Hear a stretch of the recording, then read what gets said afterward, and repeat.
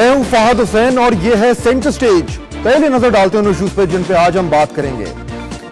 N R O کا فیصلہ، Peoples party ڈٹ گئی، ہر سطح پر جارحانہ مقابلہ کرنے کا عزم، حالات کس طرف جا رہے ہیں؟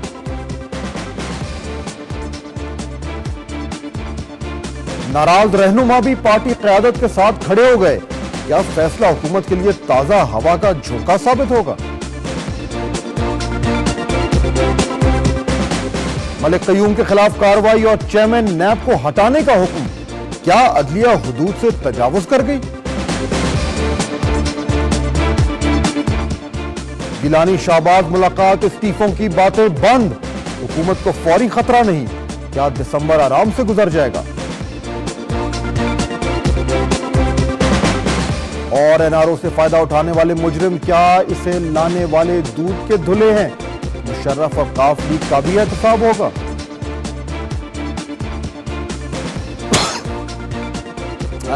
سب ایشوز پہ بات ہوگی، لیکن پہلے آج کا ویو پوائنٹ۔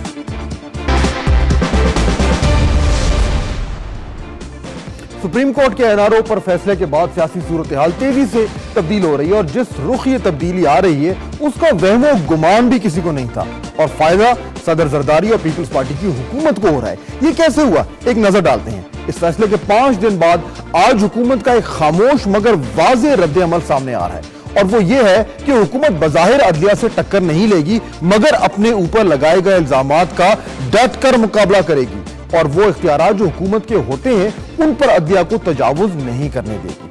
یہ ایک جذباتی رد عمل نہیں، بلکہ ایک سوچی سمجھی پالیسی کے تحت حکومت یہ کام کر رہی ہے۔ اس پالیسی کے خد و خال کچھ یوں نظر آتے ہیں۔ نمبر 1، پاکستانیوں کو یاد دلانا کہ جب بھی پیپلز پارٹی کی حکومت آتی ہے تو اسے سازشوں کا نشانہ بنایا جاتا ہے۔ اس بار بھی یہی ہو رہا ہے، جان بوجھ کر پارٹی کی قیادت پر کیچڑ اچھالا جا رہا ہے، اور اس طرح لگتا یہ ہے کہ پارٹی نے اپنے ووٹروں میں ایک بار پھر وہ جذبات اجاگر کیے ہیں جو اپوزیشن کے زمانے میں بھڑکتے ہیں۔ نمبر 2، سپریم کورٹ کے فیصلے میں اور معزز ججوں کے ریمارکس میں ایسے چند احکامات شامل ہیں جن پر حکومت بآسانی اپنی پوزیشن مستحکم کر رہی ہے۔ مثلا لوگوں کی برطرفیوں کے احکامات پر حکومت نے فیصلہ کر لیا ہے کہ وہ انہیں پورا نہیں کرے گی، کیونکہ یہ ثوابدید عدلیہ کی نہیں حکومت کی ہوتی ہے۔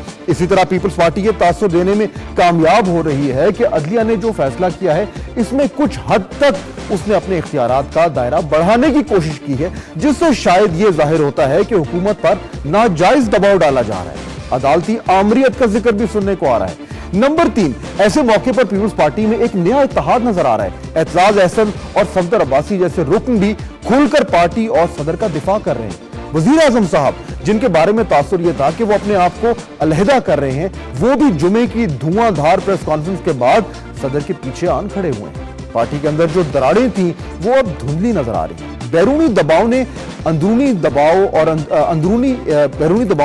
اندرونی یکجہتی پیدا کر دی ہے۔ نمبر 4، سوچے سمجھے بیانات کے ذریعے پارٹی نے یہ واضح کر دیا ہے کہ وہ ایک اور سندھی لیڈر کی قربانی نہیں دے گی۔ سندھ اسمبلی نے صدر کے حق میں ایک قرارداد بھی منظور کی، اور سی ای سی کی میٹنگ میں سندھ سے تعلق رکھنے والے ارکان نے جذباتی تقریریں بھی کی۔ گویا کہ ایک پیغام دیا گیا ہے کہ اگر پیپلز پارٹی کی حکومت کو اس کے صدر کو دھکیلا گیا تو سسٹم اور وفاق کو خطرہ ہوگا۔ غرض یہ کہ حکومت ڈٹ گئی ہے، صدر بھی ڈٹ گئے ہیں، اور لگتا یہ ہے کہ پارٹی نے اپنی صفوں میں فی الوقت اتحاد پیدا کر لیا ہے، شاید اس لیے کہ اس کی کمر دیوار کے ساتھ لگا دی گئی اور اس کے پاس کوئی اور چارہ نہیں۔